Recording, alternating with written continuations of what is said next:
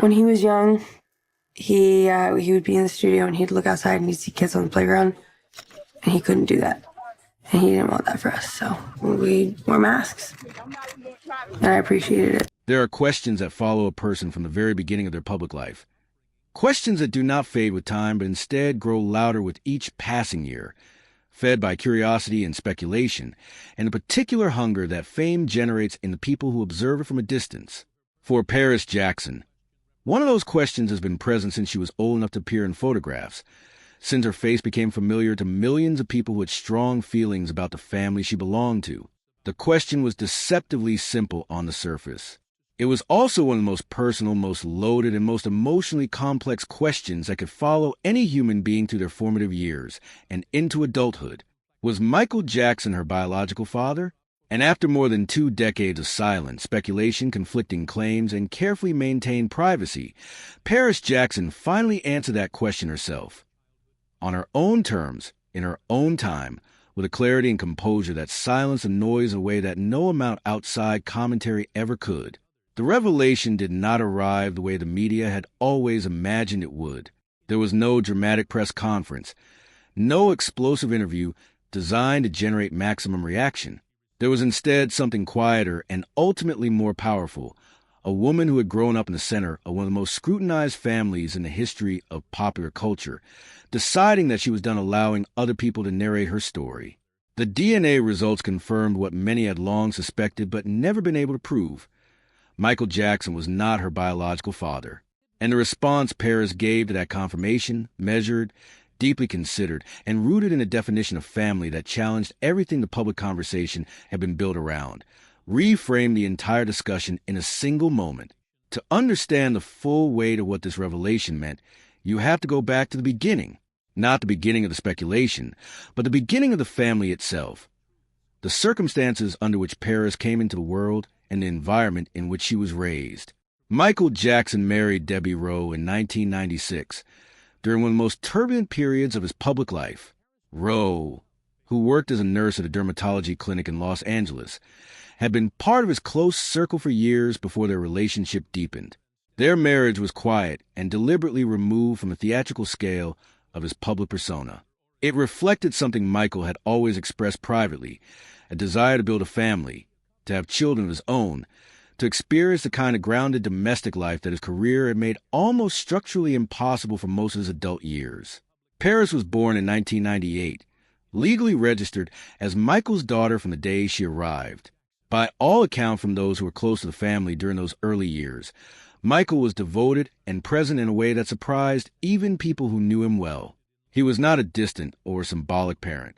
He was actively involved in every aspect of his children's lives, their education, their routines, their sense of safety and belonging. The famous scenes of his children wearing masks in public were not, as some suggested at the time, signs of something sinister or strange. They were the actions of a man who understood exactly what celebrity exposure could do to a child's development, and who was determined to protect his children from it for as long as possible. That protectiveness was real, and Paris has confirmed it many times in her own words as an adult. But the protectiveness had an unintended consequence. The mystery that formed around the children, the covered faces, the carefully guarded appearances, the absence of routine public documentation that most families take for granted became a vacuum. And vacuums, in media culture, are always filled with something. In this case, they were filled with speculation. As Paris grew older and began appearing in public without the coverings, people noticed things.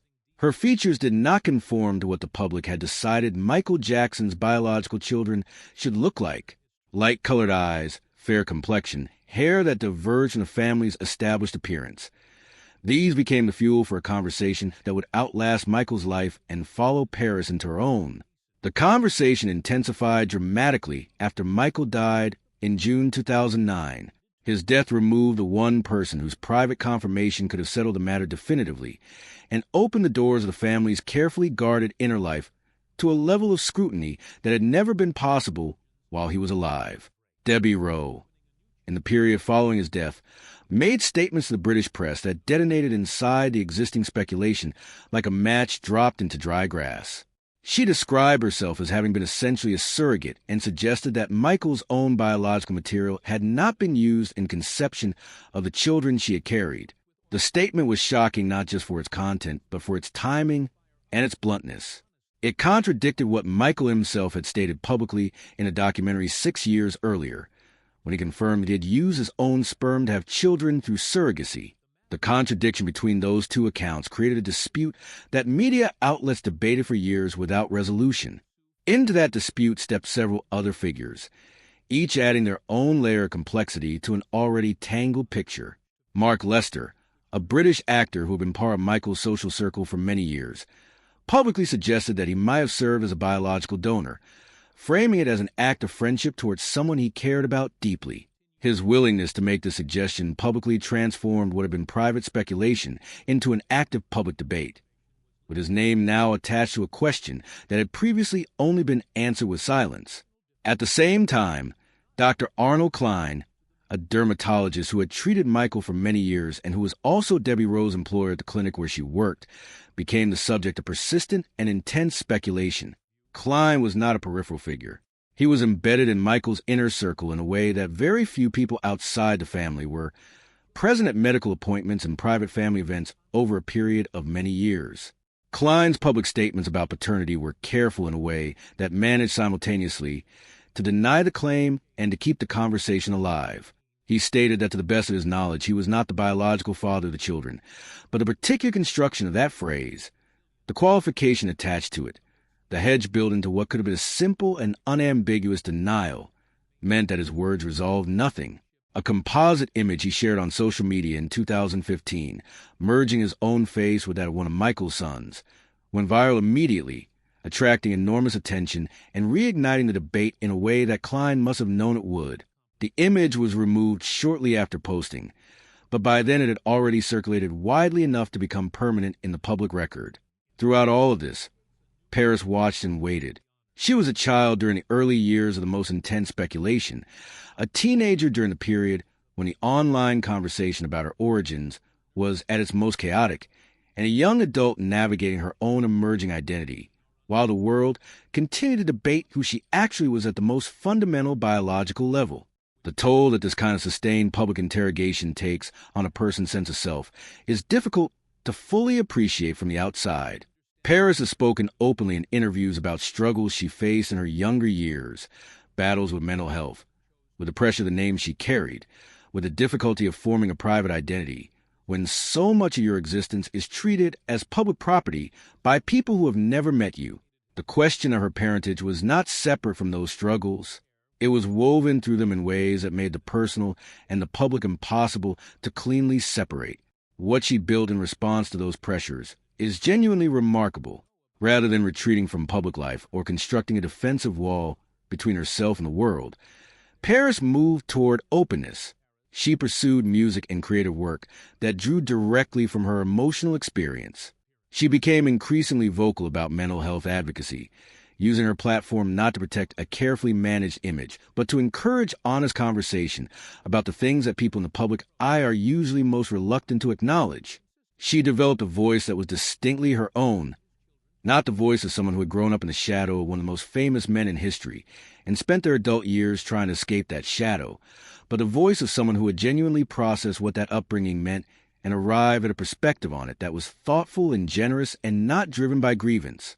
And then came the DNA test, and the decision to confirm the results publicly. The confirmation arrived in early 2025. Michael Jackson was not her biological father.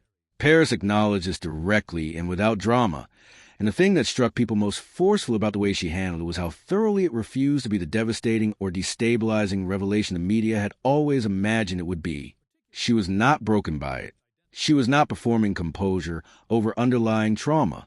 She was genuinely settled in a way that only comes from having already done the difficult internal work, from having arrived, through years of private reflection and growth, at a place where the biological answer to a question did not determine the emotional answer to a completely different question, because the emotional question was never about biology. It was about what Michael Jackson had been to her as a father, and on that question Paris was unequivocal. He had raised her. He had protected her. He had shaped her values and her sense of who she was and what the world could offer. He had been present in her life in all the ways that actually matter when you are a child trying to understand your place in the world.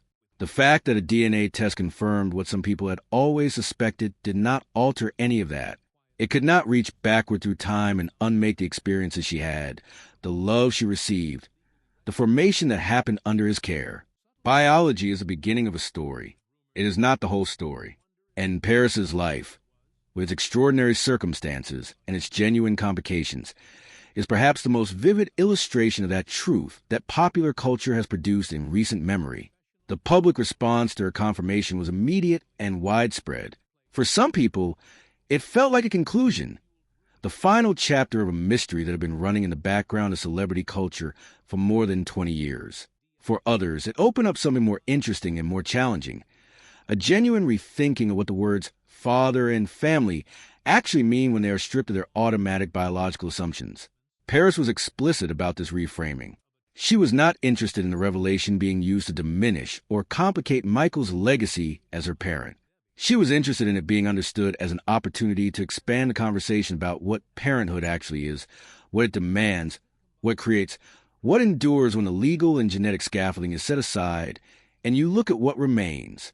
What remained in her account was love of a particular and irreplaceable kind, the kind that is demonstrated through consistent presence and protection, the kind that teaches a child how to treat other people, how to find courage in difficult circumstances, how to maintain values under pressure, the kind that leaves its mark not in genetic code, but in the texture of a person's character, in the way they move through the world, in the things they instinctively reach for when life becomes difficult.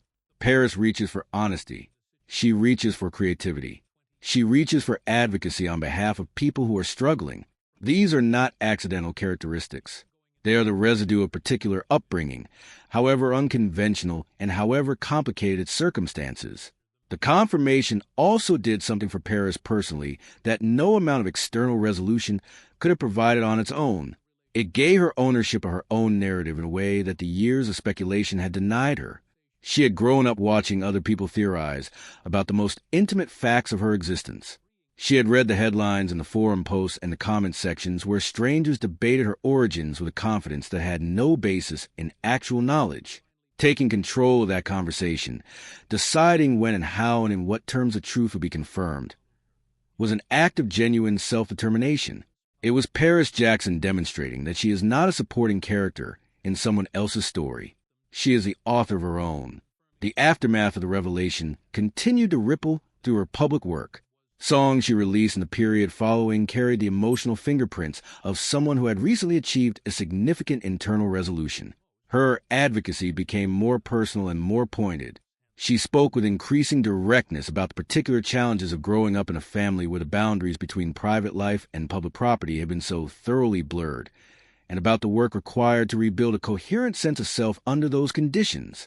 She connected her own experience to broader conversations about identity and belonging that resonated far beyond the specific circumstances of her life, reaching people who had no connection to fame or celebrity, but understood very well what it felt like to have their identity questioned or defined from the outside. In the end, what Paris Jackson's story offers is not the resolution of a celebrity mystery, though it is that as well. It offers something more durable and more universally relevant. It offers the image of a person who was handed one of the most complicated inheritances in the history of popular culture, the name, the scrutiny, the unresolved questions, the grief of losing a parent in a very public way at a young age, and who built something genuinely her own from all of that material. Who refused to be permanently defined by the questions she could not answer, and instead built a life around the values she had been given, and the truths she could confirm from her own experience. Michael Jackson raised a daughter who is honest, who is brave, and who understands that the deepest bonds between people cannot be confirmed or denied by any test. That is perhaps the most complete answer to every question that has ever been asked about Paris Jackson's origins. And it came, as the best answers always do, from Paris herself.